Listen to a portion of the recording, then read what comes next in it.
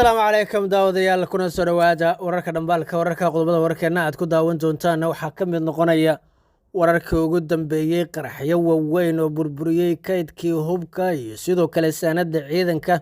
waxaan idiin soo gudbin doonaa sida ay wax u dhaceen. beelaha garaxajiis iyo gudabiirsana qasab ayaa lagu soo gelinaya wejiga labaad ee dagaalka laascanood. muuse biixi markan uu ku bixinaya lacagta ugu badnayd. ciidanka wata gaadiidka dagaal iyo sidoo kale madaxtooyada Somaliland, madaxtooyada Puntland waxaa kala qabsaday. halkan ayaan idinkugu haynaa faahfaahinta. ra-iisul wasaaraha Soomaaliya iyo sidoo kale isimada dhaqankuna ee SCC-na waxay isla afgarteen in laga xoreeyo gobolada SCC Somaliland ka hor intaan la gaarin doorashada qof iyo cod. qodobada iyo qodobo kale ayaa ku daawan doontaa daawada warkeena. subscribe saare channelka, follow gareew, share gareew page-keena, la wadaag saaxiibada. aragtidaadana qaybta hoose noogu reebo ku xirna wararka dhambaalka wararka. xogta soo baxaysa ayaa waxay xaqiijinaysaa in qaraxyo waaweyn ay burburiyeen kaydkii hubka iyo sidoo kale saanada ee qaybo ka mid ah aagga noqday meesha ay isku aruursadaan kooxaha hubeysan islamarkaana ay doonayaan inay difaacyada adag ay ka dhigtaan. gobolka Jubbada Dhexe ayaa ahaa goobta loogu talagalay in ay noqoto halka ugu dambeysa ee cimrigooda ay ku qaataan horjoogayaasha, saraakiisha iyo sidoo kale askarta kuwooda ku sugan gobolada koonfurta Soomaaliya ee aan ku dhimanin dagaalada Baay, Bakool iyo deegaanada kale ee ku xeeran. sida ay xaqiijiyeen ilaha sirdoonka Soomaaliya, weeraradan ama qaraxyadan ayaa waxay ahaayeen kuwo goobta lagu diyaariyey islamarkaana la geeyey aagga kaydka hubka, lana doonayay in si tartiib tartiiba haba qayb loogu qaado deegaanada la doonayo in la bartilmaameedsado. balse arrintaasi waa ay guuldaraysatay kadib markii god weyn oo ku yaala aagga degmada Jilib ee gobolka Jubbada Dhexe uu qarax weyn qabsaday, islamarkaana la aaminsan yahay in mid ka mid ah minooyinka waaweyn ee goobta lagu diyaariyey ay qarxaday.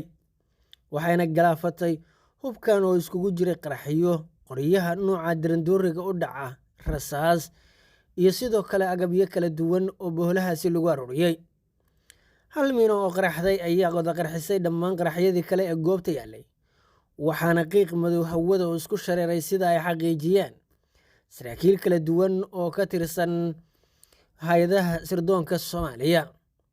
waxay sidoo kale sheegeen in qaraxani uu ka dhacay guri ku yaala degmada Jilib ee gobolka Jubbada Dhexe, islamarkaana masaajid ahaan laga dhigayay ama masaajidka gure, iyadoo halkaas ay ahayd kaydka saanada iyo sidoo kale qalabka dagaal. balse qaraxa ayaa la xaqiijiyey in uu ahaa mid guud ahaanba burburiyey aaggaasi. waxaa sidoo kale la xaqiijiyey in uu ahaa qarax ama qorshe uu waday sarkaal lagu magacaabo Cabdullaahi Jeeri, kaas oo gacanta ku hayay kaydkan islamarkaana doonayay in uu sii wado sida la tilmaamay weeraro uu u diyaarinayay gobolada uu ka soo jeeda ee Galmudug, gaar ahaan gobolka Galgaduud. tani waxay sheegeen hay-adaha sirdoonka Soomaaliya inay ka dhigan tahay in dhaawac weyn uu gaaray saanadii loogu talagalay in lagu dhibaateeyo dadka, qaraxyadii wadooyinka loo qorsheeyey iyo sidoo kale guud ahaan kaydka qaraxyada inuu burburay, taasoo ka dhigan in la weyn doono maadooyinkii laga samayn jiray, waqtigii lagu samayn jiray iyo sidoo kale qorshihii loo diyaariyey intaba. dhanka kale haddii aanu eegnana, hay-adaha dowladda federaalka ayaa sheegay in ay laba jibaari doonaan wejiga labaad ee howlgallada dagaal ee Galmudug looga saarayo kooxahaasi, iyadoo loo soo jeesanayo Jubbaland iyo Koonfur Galbeed. Koonfur Galbeed ayaana noqonaysa halka koowaad laga bilaabo, halka Jubbaland gaar ahaan Jubbada Dhexena ay noqon doonto halka ay cimrigooda ku laystaan hogaamiyaasha sarsare. xogag hubeysan oo ka dhaqdhaqaaqaya deegaano ka tirsan gobolada SCC ayaa isku dayaya in ay saacadaha soo aadan ay gacanta ku dhigaan magaalooyinka Yagoori iyo sidoo kale Og oo ka tirsan gobolka Sool ee waqooyiga Soomaaliya. sida ay xaqiijinayaan wararka la helayo, ciidanka SCC ayaa u diyaar garoobay in ay bilaabaan qabsashada magaalooyinkaas, iyadoo weliba habeenkii sahan dhowr jeer lagu sameeyey. Magaalada Yaguuri ayay dhowr jeer sahan ku tageen islamarkaana xaqiijiyeen tirada ciidanka fadhiya iyo sidoo kale goobaha ay suurtagalka tahay in laga fadhiyo. Sidoo kalena saacadihii ugu dambeeyey waxaa la xaqiijiyey inay sahan ku tageen xoogagga SSC oo adeegsanaya shakhsiyaad aan muuqan magaalada Og, iyadoo lasoo qiimeeyey fadhiyada ciidanka iyo sidoo kale qorshayaasha dagaal ee ka jira. Feejignaanta suurtagalka ay tahay in ay samayn karto iska caabin ciidan. Arrimahaas oo ah kuwa in muddaaba ay ka baaraandegayeen islamarkaana aisha ku hayeen sidii ay uga dhabayn lahaayeen. Qorshahan dagaal ee SSC ayaa ah mid isku sii ballaarinaya gobollada Sool iyo Sanaag, iyadoo weliba magaalada Muqdisho taageero raadin ay ka bilaabeen isimada iyo sidoo kale xubnaha soo gaaray caasimadda ama gaaray, kuwaas oo la kulmay mas-uuliyiinta dowladda federaalka islamarkaana iska xog wareysteen habkii loo jahayn lahaa howlgallada dagaal iyo sidoo kale qorshihii lagu gaari lahaa nabadgelyo waarta oo deegaanadaasi ka aslaxda. Sida ay xaqiijinayaan ila wareedyo lagu kalsoon yahay, dhaqdhaqaaqyadan ciidan ayaa dib u bilowday kadib markii ay ciidanka Somalilan bilaabeen inay u soo ruqaansadaan dhinaca magaalada Laascaanood ee gobolka Sool. Badhanka Somalilan haddii aanu eegnana, xogo soo baxaya ayaa waxay tilmaamayaan in dagaalka madax loogu shubi doono islamarkaana la geyn doono jiidda hore beelaha Garxajis iyo sidoo kale beelaha kale ee kasoo horjeeda gaar ahaan Gudubidhsay. Somalilan ayaa bilowday qorshayaal ay doonayso in oday dhaqameed ay u sameyso beelaha iyo sidoo kale dhalinyaro iyo askar iyo koox siyaasiyiin ay abaabusho islamarkaana magaca beelahaasi wata, iyagoo tagaya jiidda hore ee dagaalka ee magaalada Laascaanood ee gobolka Sool, halkaas oo ay kaga dhawaaqi doonaan in Garxajis iyo sidoo kale Gudubidhsay Samaroon intuba ay joogeen jiidda hore ee dagaalka islamarkaana aynan jirin cid dib loo fiirinayo ama loogu tuhmayo in ay ka maqan tahay. Waxay isimadan iyo odayaashan dhaqanku ay diiradda saarayaan sidoo kale qorshaha cusub ee lagu taageerayo xukuumadda Muuse, iyadoo weliba hoggaanka loo qabanayo diiwaangelinta doorashooyinka kusoo wajahan Somalilan, oo ay doonayaan in ay si degdeg ah ay kaga hirgeliyaan deegaano kala duwan oo ka tirsan gobollada koonfurta iyo bartamaha Soomaaliya.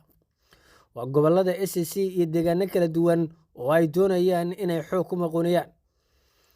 Dhinaca kalena, sanaadiiqda codbixinta ayaa dhowaan la filayaa in loo daabulo, iyadoo weliba gobollada SSC ay ku wajahan yihiin wasiirka arrimaha gudaha Maxamed Kaahin Axmed iyo sidoo kale xubno uu ka mid yahay taliyaha ciidanka booliiska Saqadhi Dabagale, taliyaha ciidanka militariga Jenaraal Nuux Taane, taliyaha qeybta aagga bari ama taliyaha aagga bari Jenaraal Cali Barre iyo saraakiil kale ayaa hogaamin doona tabta walba ee lagu hogaaminayo qorshaha lagu hirgelinayo doorashooyinka iyo diiwaangelintooda.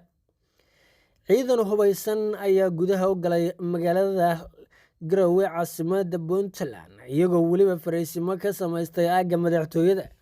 Dhinaca kalena, dhaqdhaqaaq ayaa ka bilowday xarunta madaxtooyada, iyadoo lagu arkayo ciidamada sida gaarka u tababaran ee BNPF, kuwaas oo dhaqdhaqaaqyo ka sameynaya wadooyinka soo gala magaalada Garowe. Waa xarunta madaxtooyada ee magaalada Garowe. Ciidankan ayaana waxay hakad geliyeen guud ahaanba shaqooyinkii ka socday wasaaradaha, waxa ayna ka celiyeen shaqada oo ay ka hor istaageen mas-uuliyiin iskugu jirta wasiir dowlayaal, wasiiro iyo sidoo kale xubno kale oo howlwadeenna oo agaasimayaal ay ka mid yihiin, kuwaas oo lagu wargeliyey in aynan cagta soo dhigi karin xarunta wasaaradahaasi sababo la xiriira in maamulku uu ku xadgudbay xuquuqdooda islamarkaana ay Siciid Cabdulaahi Dane iyo xukuumaddiisa ay ka waayeen xaqii ay lahaayeen ee ku aadanaa arrimaha mushaaraadka, gunnada ciidanka iyo sidii ay u heli lahaayeen dhammaan wixii xaquuqa oo ay ku leeyihiin xukuumadda. Dadaalada ciidankan in looga qaadayo magaalada ayaa bilowday, islamarkaana waxaa ku soo baxay isimo iyo qaar ka mid a mas-uuliyiintii hore ee Puntland, iyagoo weliba dadaal ku bixinaya sidii arrintaasi loo xalin lahaa. Waxaa laga dalbaday in arrinta ciidanka uu ku baxo wasiirkii hore ee wasaaradda maaliyadda Puntland Xasan Shiri Abgal iyo sidoo kale Qadar Cabdiraxmaan Faroole iyo saraakiil kale oo kala duwan, kuwaas oo xilal ka soo qabtay Puntland, islamarkaana lagu wargeliyey inay arrintaasi xal waara u raadiyaan si ciidankaasi looga qaado xarunta madaxtooyada iyo deegaanada kale ee ay doonayaan inay xirtaan. Dadaalada ciidankan looga saarayo magaalada ayaana laba jibaarmay saacadihii ugu dambeeyey, iyadoo xukuumadda Puntland ay ku adkaysatay inaynan ka jawaabaynin cabashadooda ilaa ay ka tagaan xeryaha ciidamada, la hubiyo waxa ay doonayaan iyo waxa ka maqan. Balse waxay sheegeen in xukuumaddu ay si toos ah u dhacday lacagahooda iyo xuquuqdooda. Wixii ka dambeeyey bilowgii dagaalka Laascaanood iyo sidoo kale dagaaladii ka dhacay Boosaaso, Siciid Dani ayaa wajahayay culays weyn oo dhinacyo kala duwan leh oo mid ciidan ugu horeeya, waxaana in badan lagu eedeeyaa in